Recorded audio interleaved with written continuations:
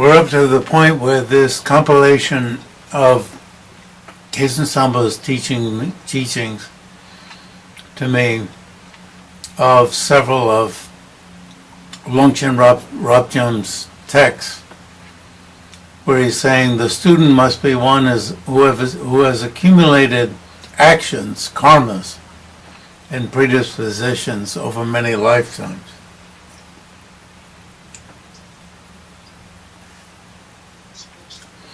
The Lama must have great realization and attainment. This is page, are there page numbers? Okay. Yeah, just when the two sit down to make the introduction and identification, remember the pointing out of the Great Completeness. Now, the Great Completeness, strictly speaking, is just the path of release. If somebody is practicing just the Great Completeness, it's just what Mipam Gyatsho has been identifying as the path of release. It is not the path of method. Strictly speaking, it's not the path of method. Method, as you'll remember, what are the methods? Method here does not refer to motivation, as in method and wisdom. Method here refers to the techniques used to withdraw the winds into the right and left channels, as in the system of Guhya Samaja, and thereupon into the central channel, for the sake of dissolving all of the winds into the central channel and manifesting the subtle minds. So in other words, path of method, or you could also translate this as path of techniques, refers specifically to those techniques. So the path of release, which is the strict Great Completeness, certainly does not include the path of those techniques, because it's distinguished from that other type of procedure.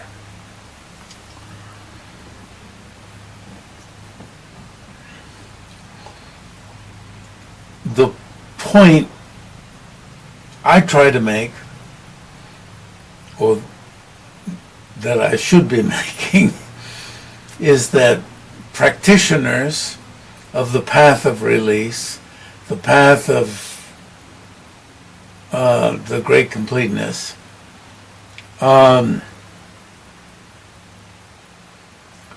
also, on the side, might decide, well, I might want to make use of the path of techniques. It's not like they see that as the enemy or something that couldn't be used. But if they want to strictly practice the path of the Great Completeness, they would not be practicing the path of techniques. Why?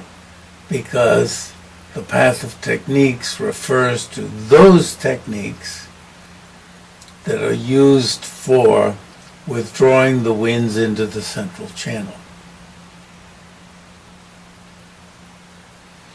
So if you going to practice strictly the path of the Great Completeness. You just practice the path of release. That in the beginning, you're introduced to intrinsic awareness. And by fully actualizing intrinsic awareness, whether that's done as Khetsun Sangpo is about to describe,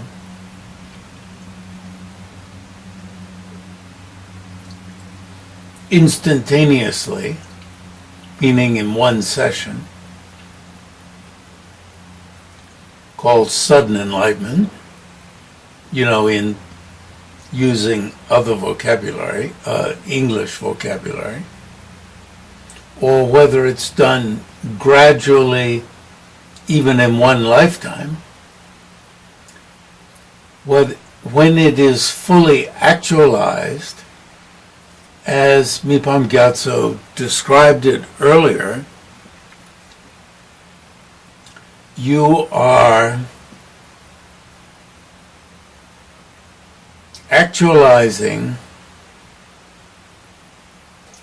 fully actualizing intrinsic awareness, which accomplishes just what is accomplished by the path of methods, the path of techniques.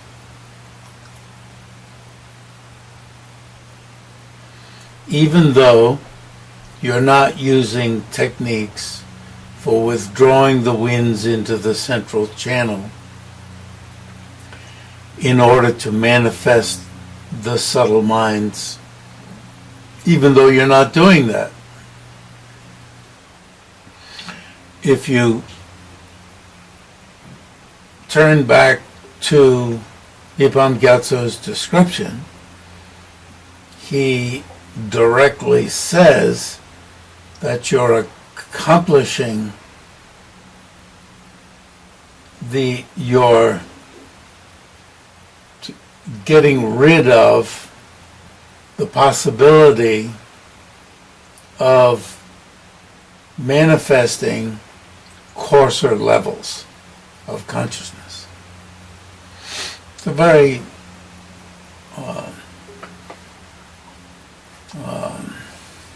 instructive section where he says that.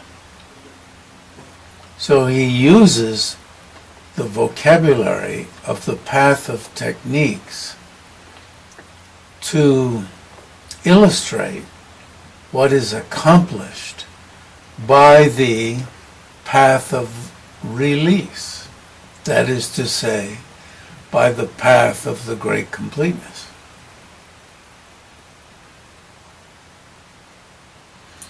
Now, the term that I translate as path of release is trola. It's not tarlam, like Tarba's name, that Tarba is usually translated as liberation. And a lot of translators are not comfortable with translating tro as release. It just doesn't feel nice to them. So they also translate tro as liberation. Well, I want to have, that's fine, and it's a good translation to translate both as liberation. But I want to have a different word for each Tibetan word. So I use release, path of release. So you'll notice when you read others' translations that you'd have path of liberation, and maybe path of method. A good word also for method would be path of techniques, because method tells you so little. So you'd say, well, what kind of techniques? Techniques for withdrawing the winds into the central channel. And remember, Mipam-gyatsho used the pot-like meditation in which you pull down the upper winds and you bring up the lower winds down here into the lower abdomen. And you see this is a technique for getting used to gaining some control over the winds. An initial technique. And then things like concentrating on a dot of light inside the central channel, whether it be in the throat or here or the top of the head or at the heart, which is particularly sensitive and could cause you to become nervous, or at the navel or in the sexual organ, at the base of the spine or in the sexual organ. Concentrating in such a place. Here at the throat in Kala Chakra it says it'll promote more dreams. But concentrating in such a place in the central channel, you can see, will cause winds to be withdrawn to that spot.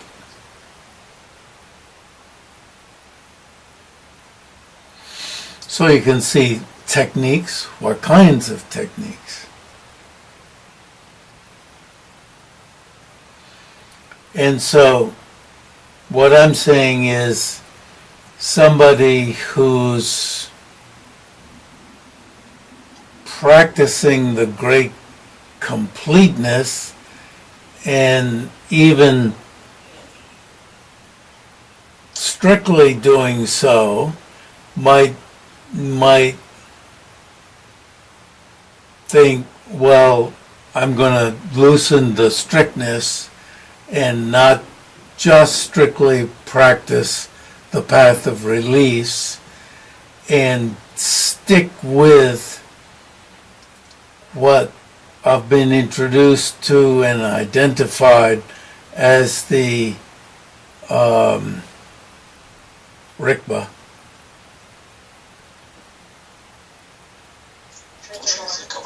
Intrinsic awareness, bare awareness, as some people say. Bare. Bare doesn't sound as, when people call it bare awareness, it doesn't sound as if it's replete with all the ultimate qualities, But I'm not criticizing it. Do you follow? You can see why they'd think. Bare awareness means without the overlay of conceptuality. You see, you've taken off the clothing. Bare means naked. I use the word naked for that. Naked means, as His Holiness says, means taken off the clothing of conceptuality. The word in Tibetan really, when that they're using there, is naked, jamba. The clothing of conceptuality.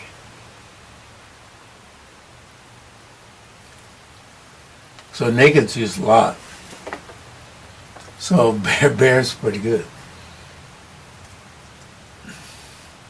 So naked awareness is full of the qualities of Buddhahood also. The clothing of conceptuality is covering those up.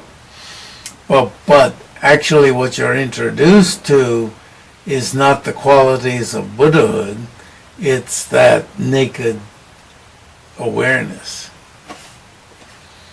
So you see, it's helpful to have all these different terms.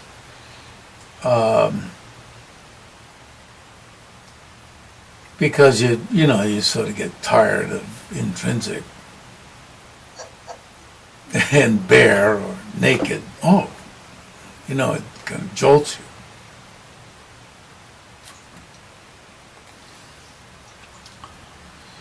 All right. So, release.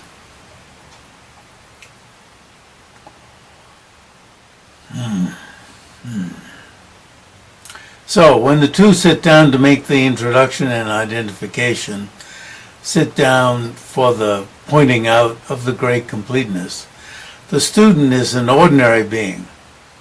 That's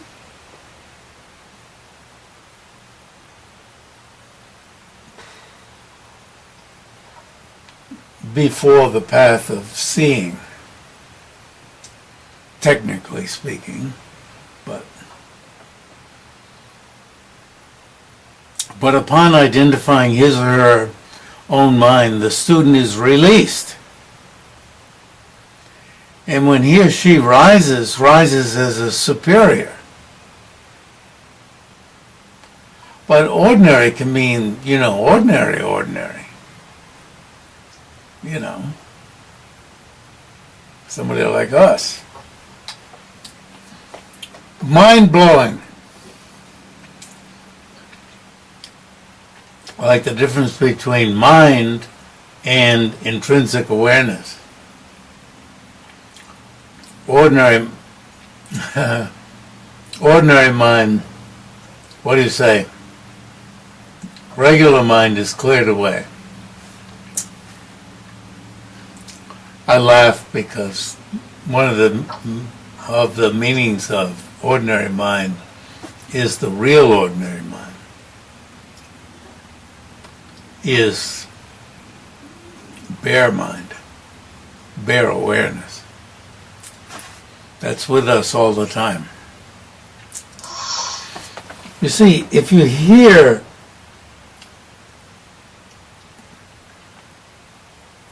we'll get it later, with this story about Atisha, the story alone is an introduction to naked awareness. Is a pointing out of naked awareness.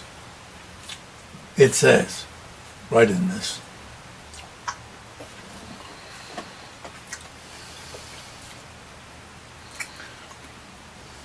So, if you, like even going over the terminology for naked awareness, can be an introduction to naked awareness. If you catch it.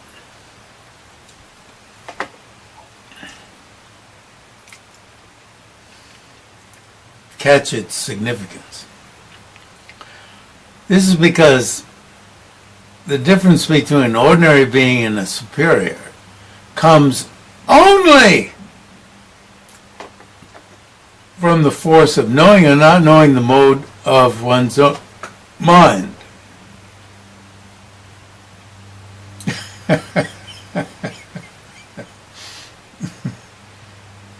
If I was a really clever teacher, the burp at would have meant something. But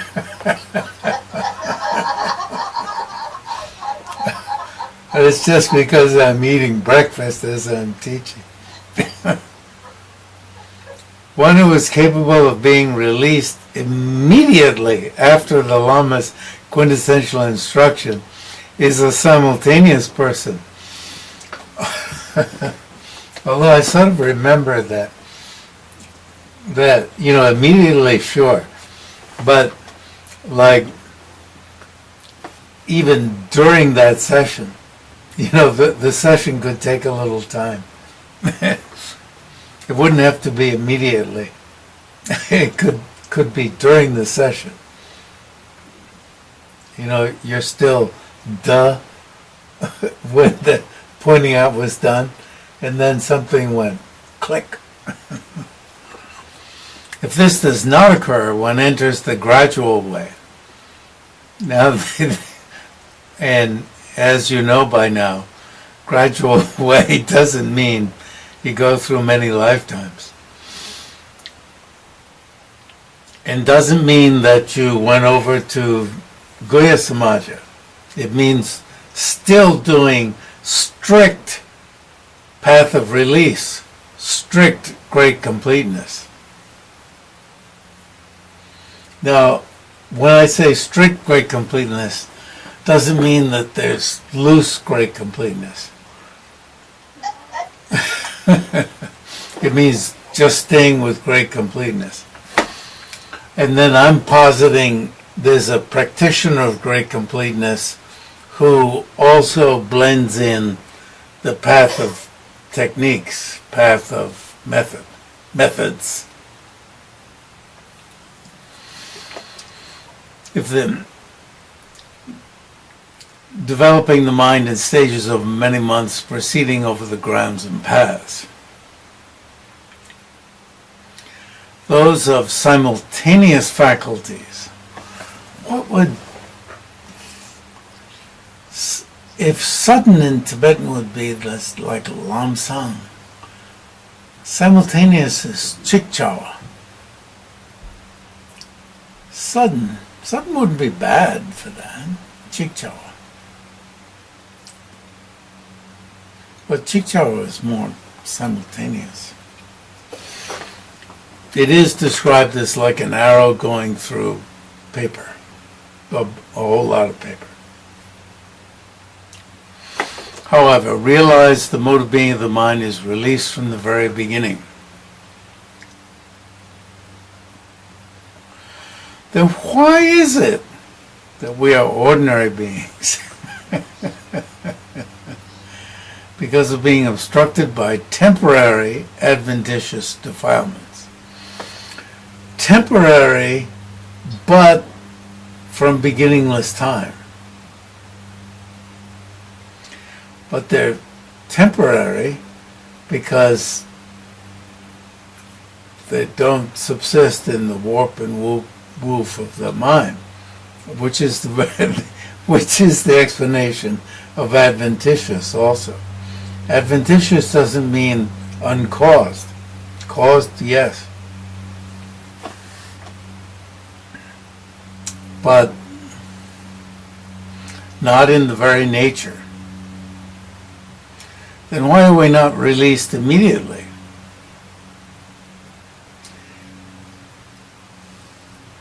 Now, because aside from forming a general image, we cannot realize this mode of being directly.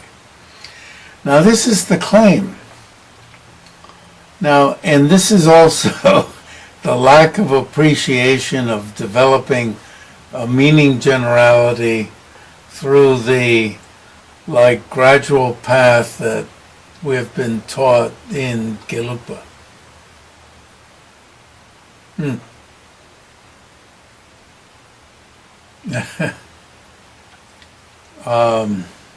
Lack of appreciation. There's when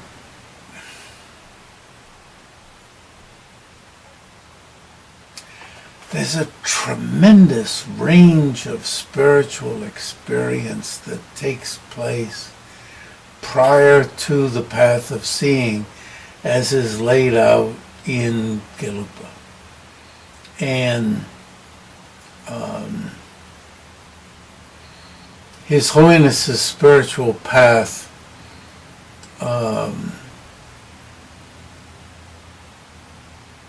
which he describes prior to the path of seeing is just utterly and absolutely extraordinary.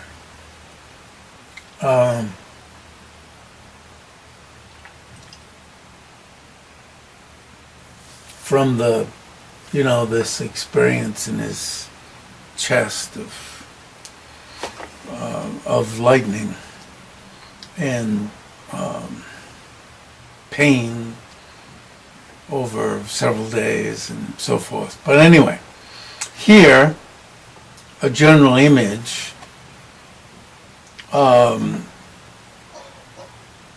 seems to be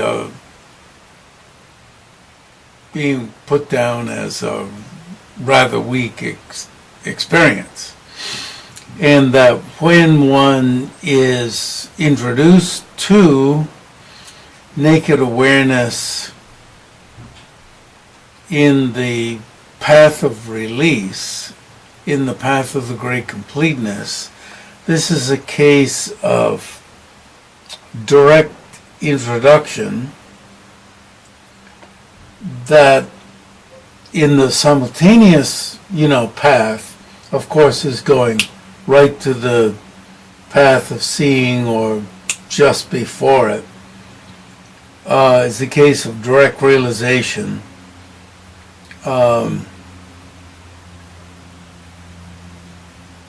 That is a direct experience that even if it's cultivated more and more deeply, one type of simultaneous realization is, shall we say, only to the path of seeing, and then is deepened. And even for the gradualist, that initial naked realization is still a naked realization and is cultivated then over lower paths on up. I would say lower paths on up. Still, this introduction and naked identification is something is described in a direct way. Anyway, okay. For instance, one can form an understanding about a distant city that one does not know through hearing about it from another. But because one cannot see it directly, it is only an understanding. Simultaneous persons, on the other hand, do not just understand the mode of being of the mind. They perceive it directly upon the Lama's identification, feeling, I've been so pathetic, mistaken over such a small source of mistake. It was really emphasized. Having to undergo this huge mistake of limitless cyclic existence. Such great suffering. Amazing.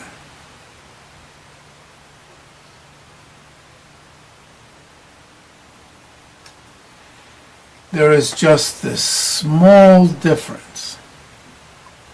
See, Sangpo emphasized this over and over again, that when you see it, the difference is very small. The difference between knowing and not knowing. But the resultant mistake is huge. There being no beginning to birth in cyclic existence. It's often the case, isn't it, between, with regard to other topics, putting together something. It's as if it's been staring me in the face. And I just didn't put it together. Well, I'll give you an example. I was just at my 60th reunion. I was captain of the soccer team, and I think I told you I kicked a goal from midfield in the last game as a junior. It's a long goal. And it happened to be that the goalie, I intended to drop the ball just in front of the goal. There wasn't much time. You know, you had a chance. And so I figured my team's people would be in front of the goal there, that I have a chance to head it in or kick it in. And, you know, I knew I could get it down there. I thought I could get it down there. Kicked it a little too hard, and the goalie put his hands up, and the sun was in his eyes, and it went through his hands. And, you know, I was, you know, people thought I was a hero. I don't know if we won or lost the game. Even if, you know, I think we lost the game. But the team gathered around me, and, you know, they just thought I was fantastic. I knew I wasn't. I kicked it a bit too long. And the coach came out and berated me horribly, you know, that this was so stupid. And I didn't have a chance to say I kicked it a tad too long. And so the team voted me in as captain. And for my senior year, and I wasn't the best player. But there was a guy in the team who should have been captain who had a pair of shoes that was, you know, you had to pay for. And so I thought, well, being captain, I should have the best pair of shoes. And so I got them. And I worked very hard. I got on my bike in the summer and went down to the public schools, you know, huge field, and I'd run around the field. And, you know, I was unstoppable. And I'd kick the ball against the backstop of the baseball field. You know, blah, blah, blah. And I kept noticing that I had no lift to my kick. But I bought the shoes, you see. And I wore the shoes the whole bloody season. And I knew I couldn't get any lift out of the ball anymore. You know, and I'd think, maybe it's the shoes. And I wasn't taking the old shoes that... I went to a prep school, which saved me from going to a reform school. You know, I would have been arrested and sent to a reform school. And if I didn't go to that prep school. You know, I lived at the prep school. It was great for me. Really fantastic. But all I had to do, I was the... whatever. Just go and get a pair of the issue shoes free and try them out one day and see if my lift returned. And I was the goal kicker, you know, penalty. And, you know, my penalty kicks were no good anymore with these new shoes. And it kept occurring to me, maybe it's the shoes. The whole season, I didn't go get the free shoes. Duh, it even occurred to me and I didn't go do it. You know? You're just putting together things. So, if even on a little matter like this, you know, even occurs to me, I won't put it together and do it.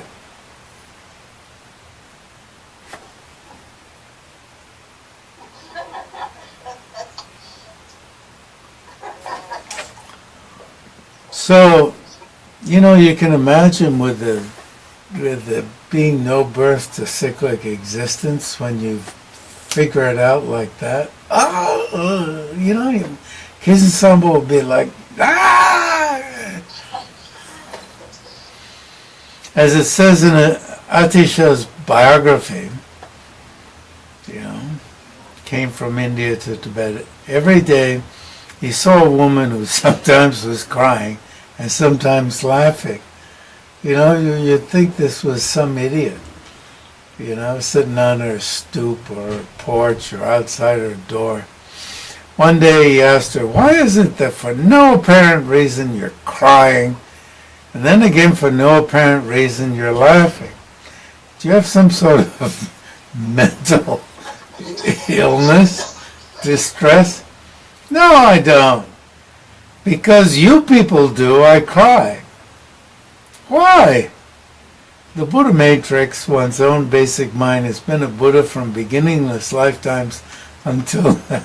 Can you imagine if you asked some old person a question, some person you thought was a nut, and they responded like this, using the vocabulary that you thought only you knew?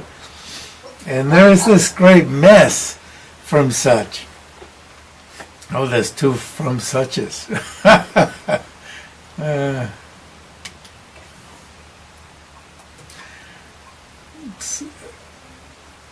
is this great mess from such a small base of mistake. Not just from one or two sentient beings, but for hundreds of thousands. Whereas their own minds are Buddhas, they undergo such great confusion. Not being able to bear the suffering of so many beings, I cry. And then I laugh, because when this small basis, this small basis, this tiny basis of mistake is known, when one's own mind is known, one is released. Wow. Enjoying the fact that sentient beings can so easily be released from suffering, I laugh.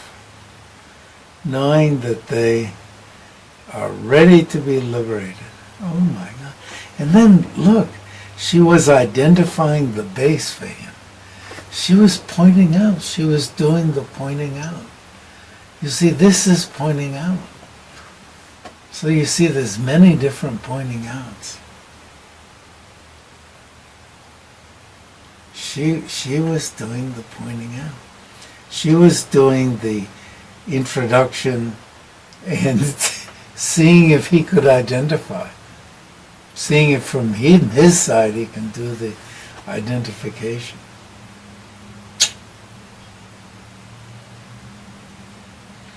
Having penetratingly realized this basis, the person of simultaneous faculties immediately proceeds to Buddhahood. Now this time he says Buddhahood.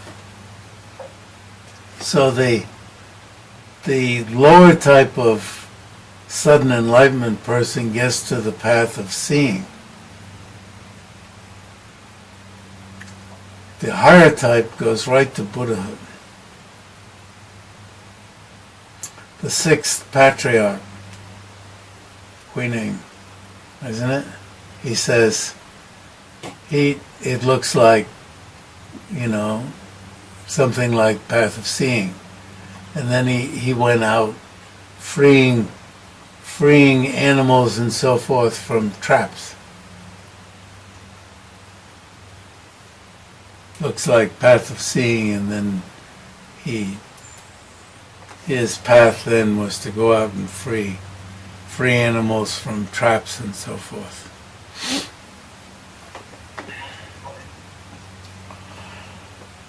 Without relying on entering the gradual path in order to complete the potencies.